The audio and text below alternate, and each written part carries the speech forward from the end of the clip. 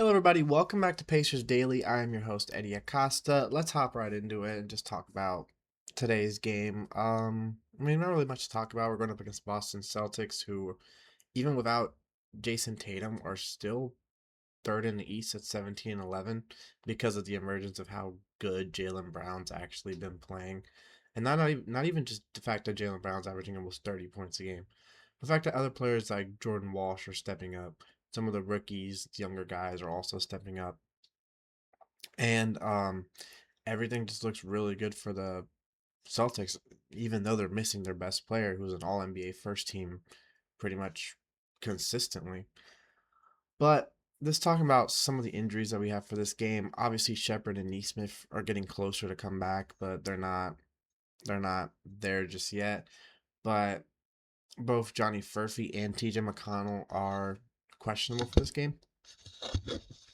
Now, Furphy's missed a lot of games this year. Furphy's already missed 18 games. McConnell already missed a good amount with that hamstring injury.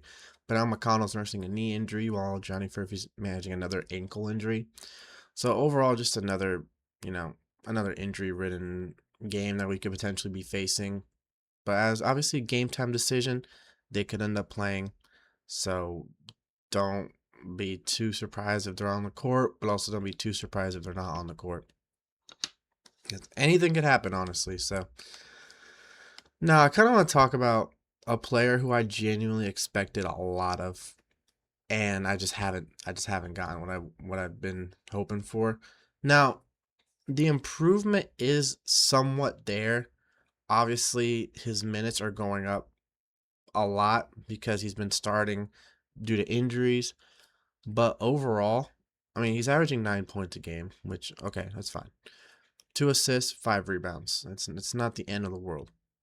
Now, he's averaging 2 turnovers a game, which, if you're a star player, averaging between 2 and 4 turnovers a game isn't the worst thing in the world. But he's also shooting 34% from the field and 30% from three. And his true shooting percentage is only 48. And just recent games of 2 of 11 from the field, 5 of 13 from the field, a 2 of 8 against Cleveland, and an 0 of 10 against Phoenix, all the way back in November after a 1 and 8 and a 4 of 14. So just very inconsistent shooting from Jarris Walker. Now, the reason I made a little sidebar as to why we should trade him is just because I think he'll have value because he's young. He's super young. He's only 22 years old. And he could be like the main throw-in piece to a big trade. Now, obviously not like a super huge trade because he's not going to be like the number one piece in a Giannis trade. But in like a Vucevic trade or a Zubac trade or just a big man that we could potentially need, him and then one of our centers.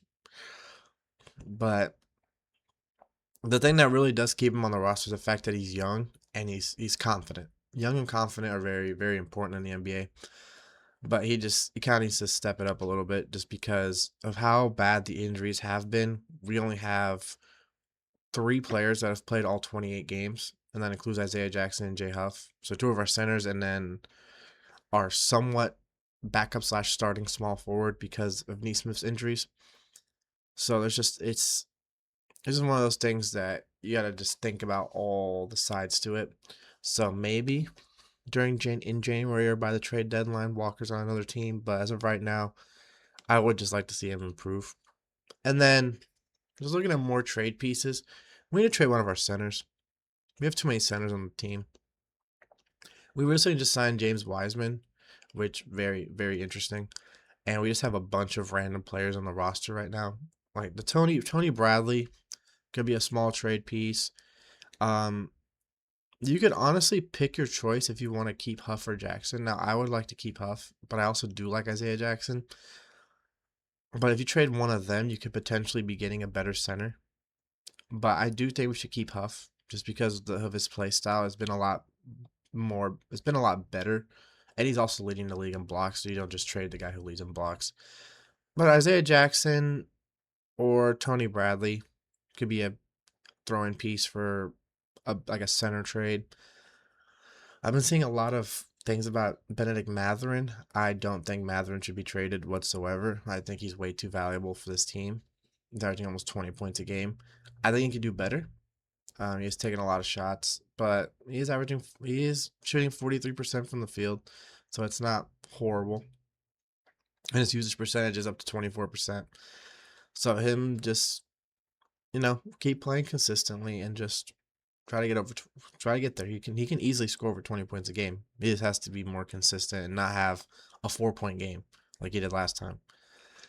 And then last but not least, let's talk about our record just because it honestly, I mean, as a big Pacers fan, it's honestly very interesting going from NBA Finals to almost winning the NBA Finals to being 6-22 and losing games to the Pelicans and Wizards in two out of 4 games. Oh, and the Sixers, who probably shouldn't have beat us either.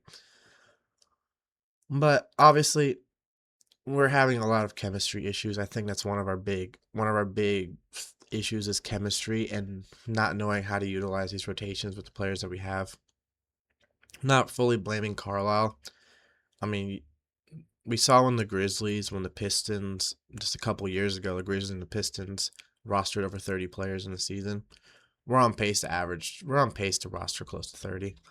Um, because obviously right now you have 1, 2, 3, 4, 5, 6, 7, 8, 9, 10, 11, 12, 13, 14. About 17 players in the team right now because of the 2 G Leaguers. We've also played Monte Morris. We've also played JRE, which that's up to 19.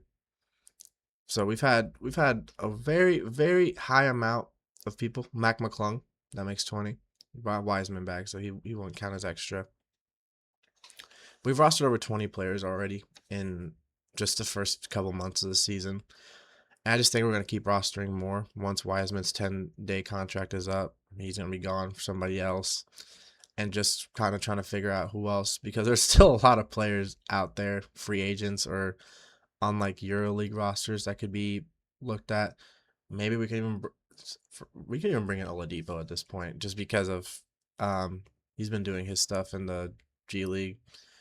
But as always, I'm your host, Hery Acosta. This is Pacers Daily. Boom, baby, and go, Sirs.